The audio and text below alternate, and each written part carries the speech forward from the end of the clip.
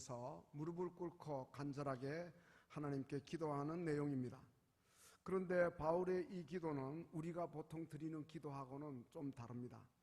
우리의 기도는 늘 무엇을 먹을까, 무엇을 마실까, 무엇을 입을까, 육신적인 것들에 대해서 기도하는 것이 대부분이죠. 경제 문제라든가 건강 문제라든가 자녀 문제라든가 대부분 우리의 기도는 현세적이고 그리고 물량적입니다. 그러나 우리 예수님은 마태복음 6장 31절 이하에서 이렇게 말씀하십니다. 무엇을 먹을까, 무엇을 마실까, 무엇을 입을까 하지 말라. 이는 다 이방인들의 구하는 것이라. 너희 하늘 아버지께서는 이 모든 것 너희에게 있어야 할 줄을 다 아신다. 그렇게 말씀하시면서 무엇라고 말씀하십니까? 그의 나라와 그의 의를 구하라. 그리하면 이 모든 것을 더하시리라. 이렇게 말씀하고 계신 것입니다. 근데 바울은 오늘 본문에서 에베소 교우들을 위해서 간절하게 하는 기도 내용이 바로 하나님의 의를 구하는 거죠. 하나님의 뜻을 구하는 겁니다. 그 다음에 하나님의 나라를 구하는 거죠. 바로 하나님의 다스림과 통치를 기도하는 거예요. 그러므로 바울의 이 기도는 우리 주님의 그 말씀과 일치한다고 볼 수가 있는 겁니다.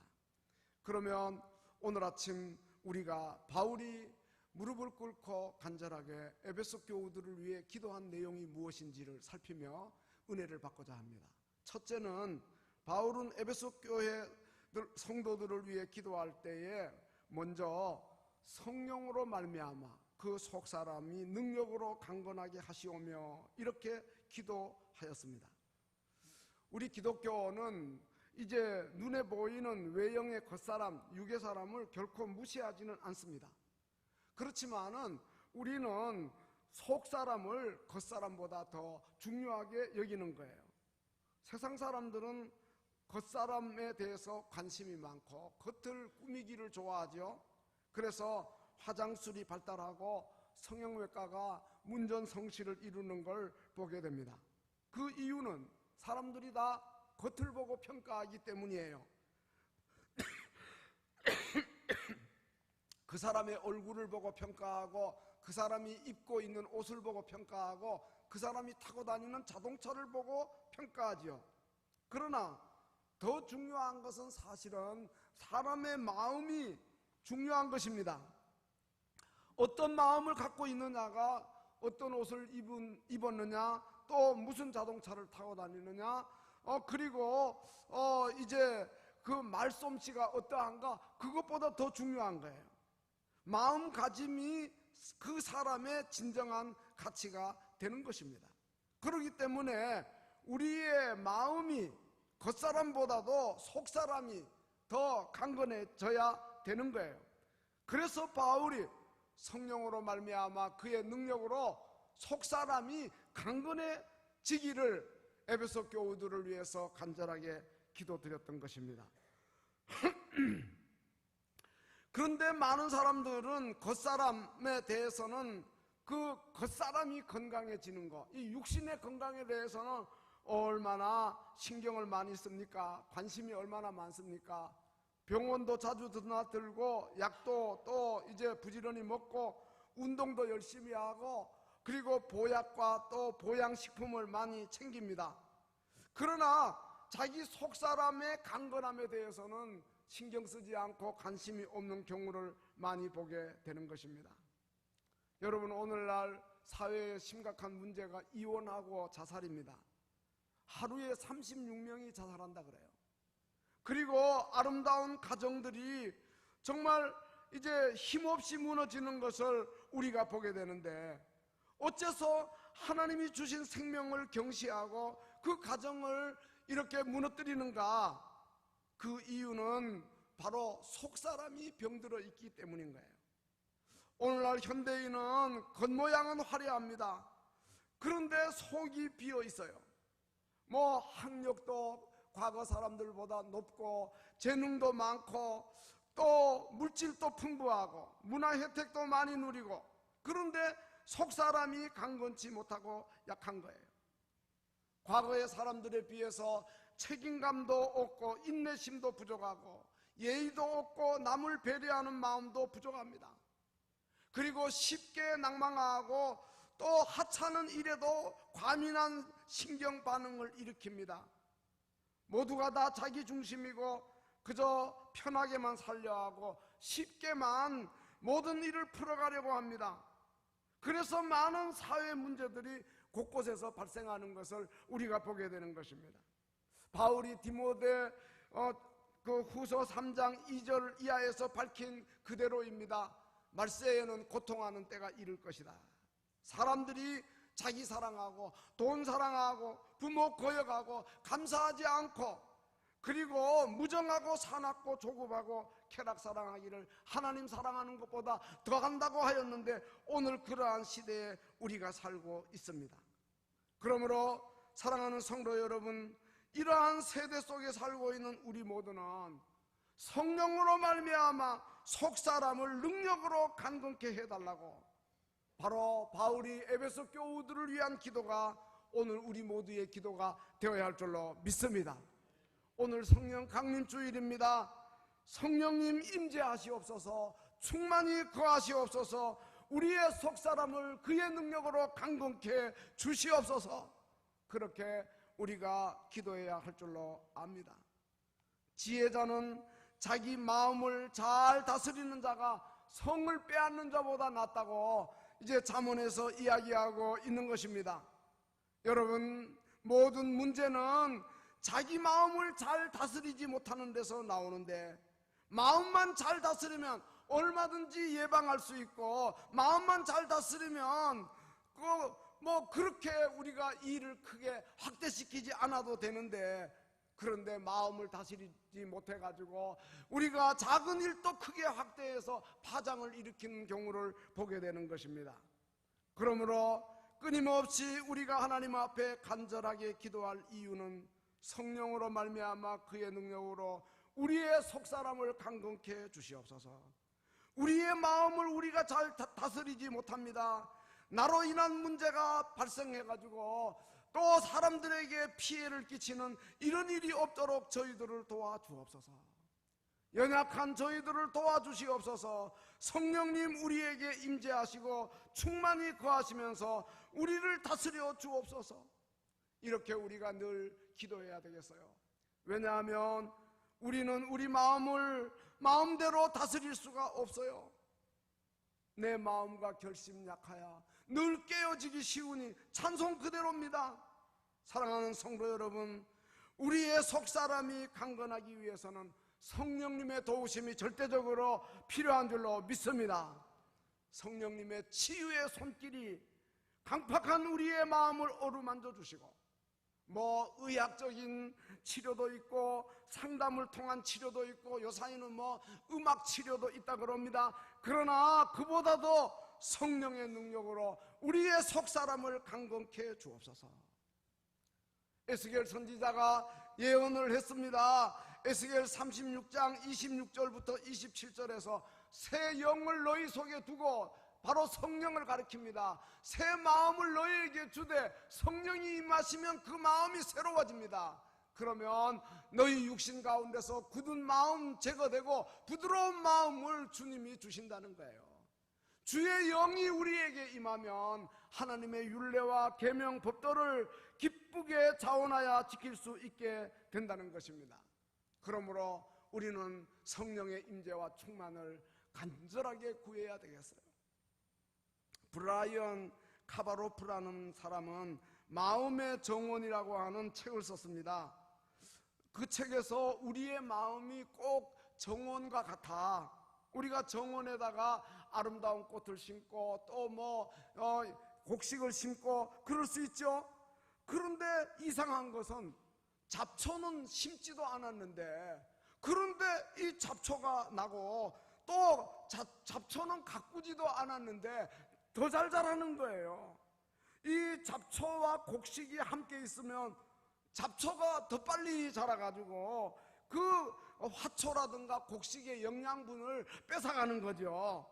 그래서 나중에는 만약 그대로 두면 말이죠, 화초나 곡식은 시들시들 말라서 죽어가고 오히려 이 잡초가 무성해지는 것을 보게 되는데, 그래서 농부가 이제 부지런히 김을 매가지고 잡초를 제거하고 그 다음에 또 제초제를 뿌리고 그렇게 해서 심어놓은 화초와 또 이제 곡식이 잘 자라는 것을 보게 되는 거예요.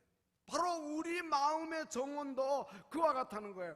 우리가 알게 모르게 못된 생각, 그리고 악한 생각, 교만한 마음, 또 남을 미워하는 마음, 남을 속이고 자기를 과대 포장하는 그러한 마음, 원망하고 불평하고 또 이제 불만하는 이러한 것들이 말이죠, 별로 노력하지 않아도 쑥쑥쑥쑥 자라가는 거예요. 근데 좋은 생각 그리고 착한 마음은 애써 보존하려고 해도 어느 사이에 무너지고 나도 모르게 또 화도 내고 이렇게 하면서 깜짝 놀랍니다. 아니, 내가 언제 이런 사람이 되었나? 어째서 내 마음속에 이런 악한 마음이 생겼는가? 우리가 스스로를 생각해 보아도 놀랄 수밖에 없는 그러한 때가 없지 않습니다. 그러므로 이러한 내 마음이 우리 안에 계시는 성령님이 다스려 주시도록 늘 성령님의 도우심을 구해야 됩니다. 나의 속사람이 성령의 능력으로 말미암아 강건하게 해 주시옵소서. 성령 강림주일을 맞아 우리 모두 성령의 임재와 충만을 간절하게 구하십시다. 힘이 없고 연약하나 엎드려서 비오니 성령 강림하옵소서. 충만하게 하옵소서. 성령이여 강림하사 크신 권능을 주옵소서. 원하옵고 원하오니 나의 속사람이 강건하게 주시옵소서. 그렇게 우리 모두가 다 기도해야 할 줄로 믿습니다. 우리가 사랑해야 할 줄 알면서도 사랑하지 못하고 또 마땅히 사랑해야 할 사람인데도 만나면 또 서운한 마음 자꾸 생기고 그리고 또 불편한 마음 자꾸 생기고 또 미워지고 용서해야겠다고 하면서도 만나면 용서가 안 되고 그럴 때가 얼마나 많습니까?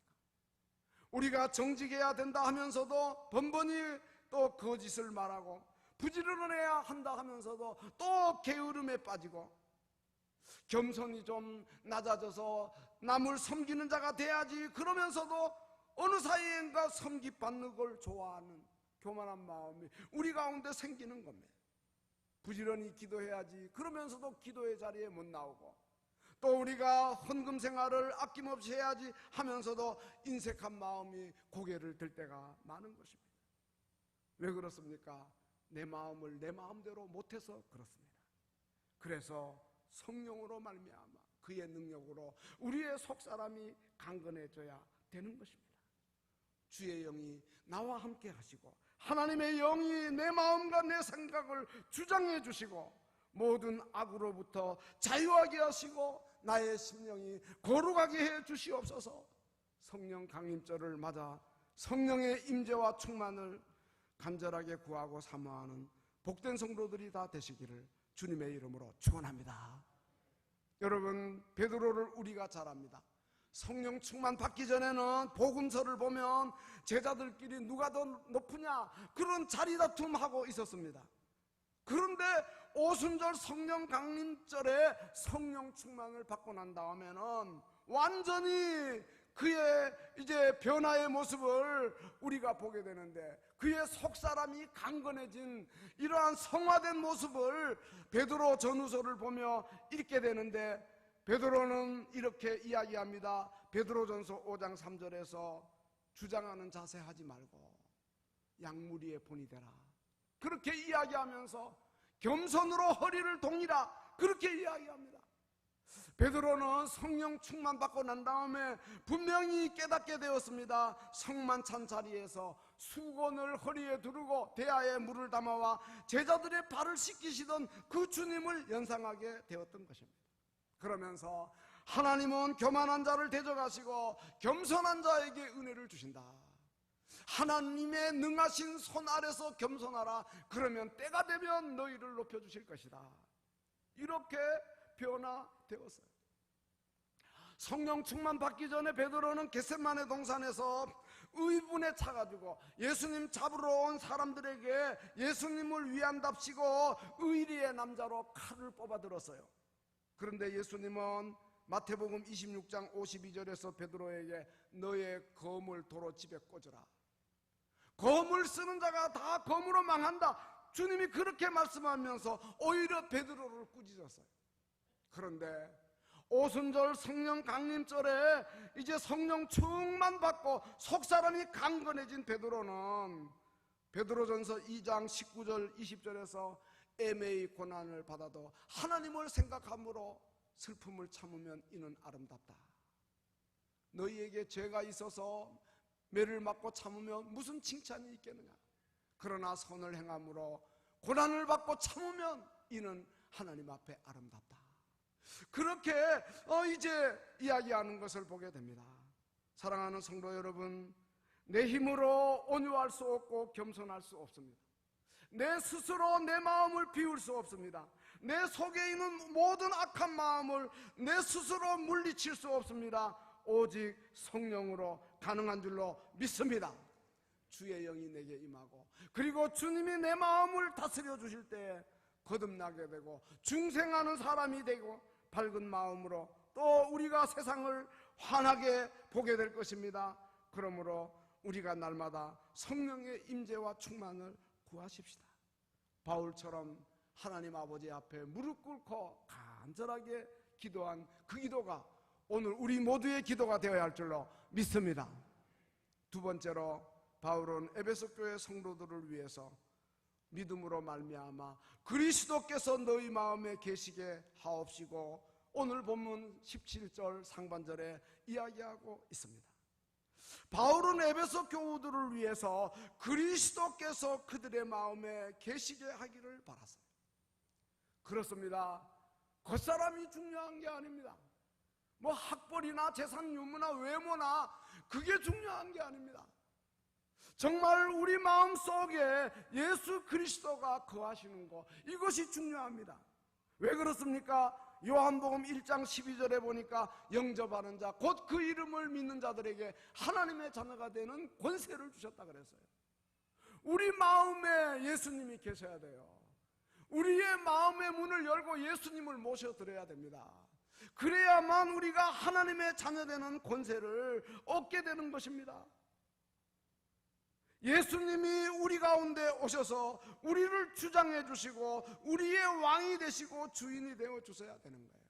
그래서 요한계시록 3장 20절에서 라오디게아 교우들에게 이제 이야기합니다. 볼지어다 내가 문 밖에 서서 두드리노니 주님을 마음에 모셔드리지 않으면 문 밖에서 주님이 문을 놓고 하고 계십니다. 누구든지 내 음성을 듣고 문을 열면 내가 그에게로 들어가 그로 더불어 먹고 그는 나와 더불어 먹으리라. 그렇게 말씀하고 계신 것입니다. 여러분, 우리 주님을 문 밖에 세워두지 말고 주님 우리 마음속 깊은 데로 중심 가운데로 모셔드리고 우리의 신분이 변하고 우리의 삶이 변하는 이러한 은혜가 있어야 될 거예요. 그런데 라오디게아 교회에 그렇게 말씀하면서 요한계시록 3장 22절에서는 귀 있는 자는 성령이 교회들에게 하시는 말씀을 들을지어다 그럽니다. 뭐 귀가 없는 사람 누가 있습니까? 다 귀가 있습니다. 그러나 이 말씀을 들을 수 있는 귀가 돼야 되는데 라오디게아 교회에만 이 말씀을 하시는 것이 아니고 교회들에게 말씀하는 거예요. 예, 성령이 교회들에게 하시는 말씀을 들을지어다. 오늘 우리에게도 주님이 그 말씀을 하고 계신다는 거예요. 바울은 에베소서를 통하여 예수 그리스도를 마음에 모신 사람이 신분이 바뀌고 생활이 바뀌는 것을 길게 이야기하고 있습니다. 에베소서는 6장으로 되어 있는데 앞에 1장부터 3장 석장은 예수님 마음에 모셔드리면 신분이 바뀐다는 걸 이야기하고 4장부터 6장까지는 신분만 바뀌는 게 아니라 우리의 삶, 우리의 생활이 바뀌는 것을 이야기하고 있습니다. 에베소서 1장부터 3장까지에서는 우리가 예수님 마음에 모셔드리기 전에는 허물과 죄로 죽은 자였고 본질상 진노의 자녀였는데, 그런데 긍휼이 풍성한 하나님께서 우리를 사랑하사 이 허물과 죄로 죽었던 우리를 그리스도와 함께 살렸고 은혜로 우리로 하여금 구원을 받게 하셨다는 거예요. 하나님의 자녀되는 권세를 주시고 천국 백성이 되도록 성령으로 인쳐 주셨다고, 기업의 보증이 되셨다고 우리의 신분의 변화를 말씀하고 있는 거예요. 그리고 신분만 바뀌는 것이 아니라 에베소서 4장부터는 또 보면 예수 그리스도를 우리 마음에 모셔드릴 때 이제는 유혹의 욕심을 따라 썩어져가는 구습 따르지 않습니다. 옛사람 다 벗어버리고 이제는 심령이 새롭게 되어서 하나님을 따라 의와 진리와의 거룩함으로 지으심을 받는 새 사람으로 바뀌게 된다는 거예요. 전에는 어두움에 있었지만 이제는 빛 가운데 거하고 이제는 빛의 자녀가 되고 빛의 열매를 맺으며 산다는 거예요. 술 취하거나 방탕하지 않고 예수님이 우리 마음에 오시면 성령의 충만함을 받아서 즐겁게 노래하고 찬송하고 범사의 그리스도의 이름으로 항상 아버지 하나님께 감사하고 그리스도를 경외함으로 피차 복종하게 된다, 이렇게 이야기합니다. 사랑하는 성도 여러분, 그리스도인이라는 말은 그저 교회 왔다 갔다 하면서 종교의식만 행하는 그런 사람이라는 뜻이 아니에요. 진정한 그리스도인은 예수님을 마음에 영접하고 예수님이 마음 중심에 계시면서 우리의 왕이 되고 주인이 되어 그분의 다스림을 우리가 받고 사는 걸 가르쳐요. 그래서 빌립보서 1장 8절에서는 바울은 내가 예수 그리스도의 심장을 갖고 있다, 이렇게 이야기합니다. 현대 의술은 심장 이식도 가능하잖아요. 여러분, 우리 마음에 육적으로가 아니라 영적으로 바울 사도와 같이 예수 그리스도의 심장을 갖고 살 수 있게 주옵소서. 빌립보서 2장 5절에서도 너희 안에 이 마음을 품으라 곧 그리스도 예수의 마음이니 라고 하였으니, 예수님 우리 마음에 모셔드리고 우리가 예수님 마음 품고 그리스도의 심장을 가지고 살아가는 복된 성도들이 다 되시기를 주님의 이름으로 축원합니다. 바울은 무릎을 꿇고 간절하게 에베소 교우들을 위해 그렇게 기도하였는데 그 기도가 오늘 우리의 기도가 되어야 할 줄로 믿습니다. 마지막 세 번째로, 바울은 에베소 교회 성도들을 위해서 본문 17절에서 사랑 가운데서 뿌리가 박히고 터가 굳어지도록 하소서, 그렇게 하나님 앞에 무릎 꿇고 간절하게 기도했습니다. 사랑 가운데 사랑의 뿌리를 내리고 이 사랑의 터가 굳어지도록 해달라. 그런데 그 비결은 뭐냐? 어떻게 사랑의 사람이 될 수가 있느냐는 거예요. 그것은 내가 먼저 나를 향하신 예수 그리스도의 사랑을 깊이 깨닫는 데 있다는 거예요. 그래서 이렇게 이야기합니다. 본문 18절 19절에서 그리스도의 사랑을 알아야 된다는 거예요. 그리스도의 사랑을 깨달아야 한다는 거예요. 근데 그리스도의 사랑의 너비와 길이와 높이와 깊이가 어떠함을 깨달아 그랬습니다. 예수 그리스도의 사랑을 깊이 깨달아 아는 것이 중요합니다. 예수 그리스도의 십자가의 사랑, 자기를 내어준 희생적인 사랑, 우리가 다 죄인임에도 불구하고 독생자를 아낌없이 주신 넘치는 하나님의 사랑, 우리가 깨달아 알 때에, 그 사랑으로 충만할 때에 우리에게 사랑의 뿌리가 깊어지고 터가 굳어진다는 말씀이에요. 하나님이 나 같은 허물 많은 죄인을 사랑해 주셨지, 티끌 같은 존재를 사랑해 주셨지, 본질상 진노의 자녀였던 나를, 허물과 죄로 죽었던 나를 긍휼에 풍성하신 그 하나님이 그 큰 사랑으로 나를 용납해 주셨지. 우리가 그런 생각을 하면은 우리가 다 이런 큰 사랑을 하나님으로 받았는데 우리도 다른 사람을 그처럼 사랑해야 한다는 그러한 결단이 생기는 것입니다. 바울은 우리를 사랑하신 하나님의 사랑을 지식에 넘치는 그리스도의 사랑이라고 하였어요. 이 말씀은 무슨 뜻이냐 하면 우리 머리로 도무지 다 계산할 수 없는 지식에 넘치는 하나님의 큰 사랑이다. 그 사랑을 우리가 깨달아야 한다. 로이드 존스는 그리스도인의 삶에서 가장 높이 도달해야 될 것 중에 하나가 하나님의 사랑을 알고 체험하는 거라 그랬어요. 여러분, 우리가 신앙생활 잘하려면 뭐 성경도 많이 알아야 되고 기도도 많이 해야 되고 봉사도 많이 해야 되고 그러지만, 그러나 그보다 더 중요한 거는 뭐냐? 하나님의 사랑을 깊이 아는 거예요. 하나님의 사랑을 깨달아 아는 거예요. 그 사랑의 깊이와 넓이와 높이를 아는 거예요. 그럴 때 우리가 다 사랑의 실천자가 되는 거예요.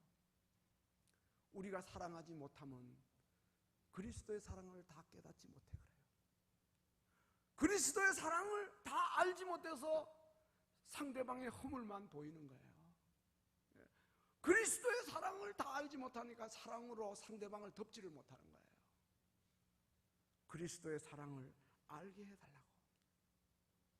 2차 대전 때 독일과 폴란드는 원수 관계였는데, 근데 2차 대전이 끝나고 난 다음에 두 나라의 양쪽 그리스도인 대표들이 서로 화해를 하자고 한 테이블에 앉았다 그래요.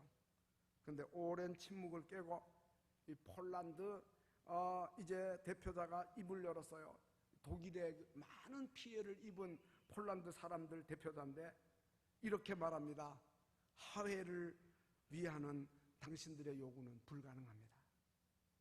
바르사바의 돌멩이 하나하나에 우리 폴란드인들의 피가 얼룩져 있습니다. 그러면서 우리 폴란드인들은 절대로 독일 사람을 용서할 수 없습니다. 그렇게 이야기하니까 그 분위기가 아주 숙연해졌다 그래요. 그러니까 이제 아무 성과 없이 그 모임이 끝날 자리에 이르렀는데, 근데 우리 보통 예배드리고 또 모임을 갖고 난 다음에 마지막에 뭘 하죠? 주기도문을 하죠. 그러니까 할 수 없습니다. 우리 주기도문으로 이 모임을 끝냅시다. 그랬어요. 그리고는 이제 모두 일사천리로 하늘에 계신 우리 아버지요 하고 주기도문을 외워나가는데, 근데 중간쯤에 어떤 기도가 있습니까? 우리가 우리 죄를 사하여 준 것 같이 우리 죄를 사하여 주옵소서. 마태복음 6장 12절에 있지 않습니까? 그 대목에 이르렀을 때 모두가 다 주기도문을 멈췄다 그래요. 긴장감이 돌면서 조금 전에 힘주어 말했던 폴란드 대표가 일어나서 말했습니다. 우리가 장차 이 주기도문으로 기도하기를 원한다면 우리가 모두를 용서해야 하겠습니다. 그렇죠. 우리가 주기도문을 늘 암송하고 있습니다. 주기도문으로 늘 기도하고 있습니다.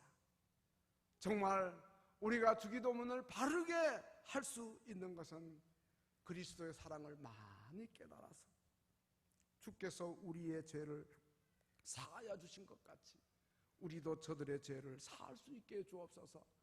이러한 자리에 이르러야 하는 것입니다.